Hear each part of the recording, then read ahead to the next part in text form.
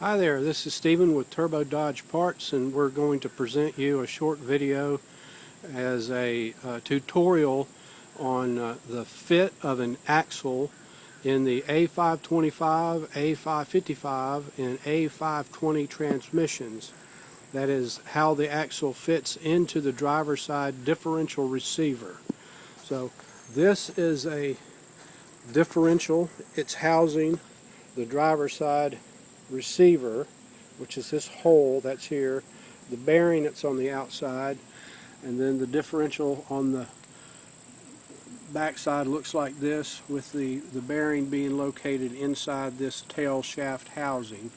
So that's what the differential housing and ring gear looks like when it's been removed from the transmission. This one is still sitting in its A555 differential housing. This is an axle for an L-body car. It is not the same for a 520 or 555. The splines are larger in the 520 and 555. However, the first machined surface directly behind the splines and the second machined surface, which is for the shaft seal, the rubber seal that keeps the lubricant in the transmission, is exactly the same on all three transmissions, the only difference being the spline.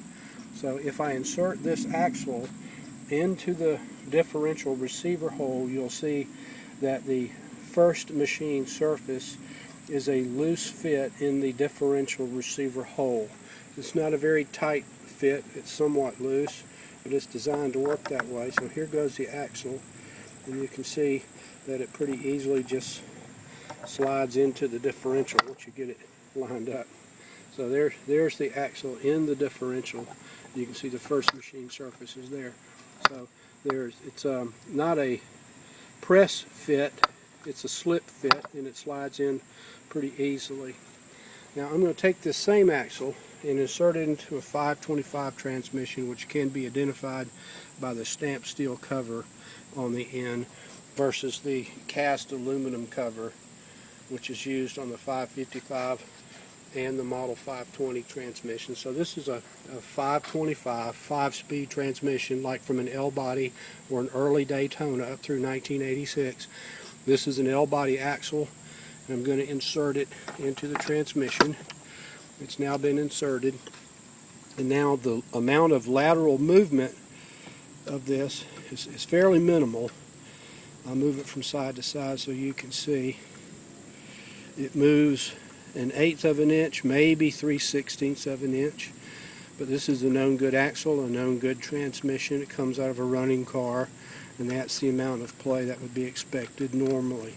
Now, obviously, if you're looking at this end, there's lots of play because of the CV joint.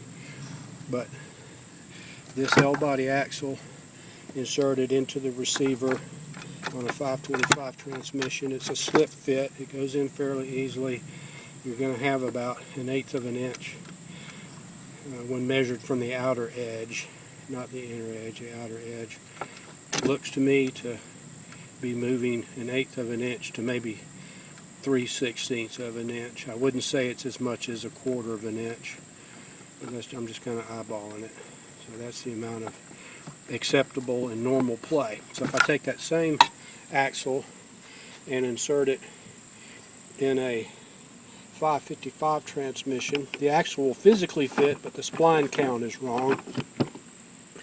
And again, we have the same amount of physical play, left and right, up and down is going to be about the same, but that's a 555. If you look, you can see there's a little extra play because this transmission is absolutely worn out on the differential bearings, and it has lost its preload on the transmission differential bearing, and I'll demonstrate that in just a minute. But we're getting a little extra movement out of this one, which is not present in a differential that has the bearings properly preloaded. There's not clearance on these bearings, they use a preload. So this is a 520 transmission. It's in good usable condition, and I'll insert the axle into it. Again, the spline count is not right, but it fits in the hole in the receiver. And if you watch carefully, you can see we have just a little bit of play back and forth on this particular axle here. So the differential that we talked about earlier, I have one that's actually out of the car. So if we insert the axle into the receiver, you can see that it's a slip fit just like that. And the only way that you could have extra play here would be if this bearing were not properly adjusted. You could have some slop in the bearing between the race and the bearings themselves. Or another very distant possibility would be if the receiver hole was horribly disfigured and worn, which would clearly be visible. So without actually seeing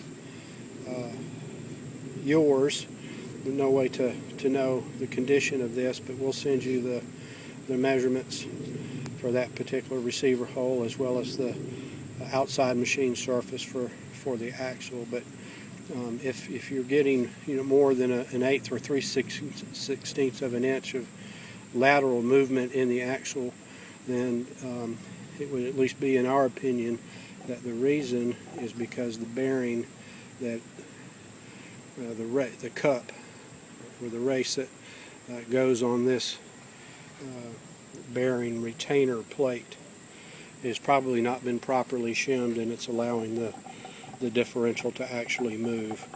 And this bearing is set with a preload, which, and another way to say that would be negative clearance.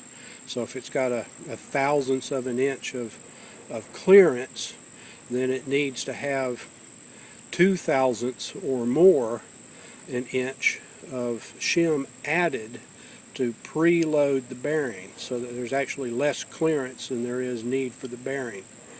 So probably not a problem with the receiver opening, more than likely a problem with the lack of preload in this particular bearing. So this transmission, the 555 that we've got here on the bench, is the bearing is completely worn out in this one, and it has clearance. And if you can get a pretty good grip on it,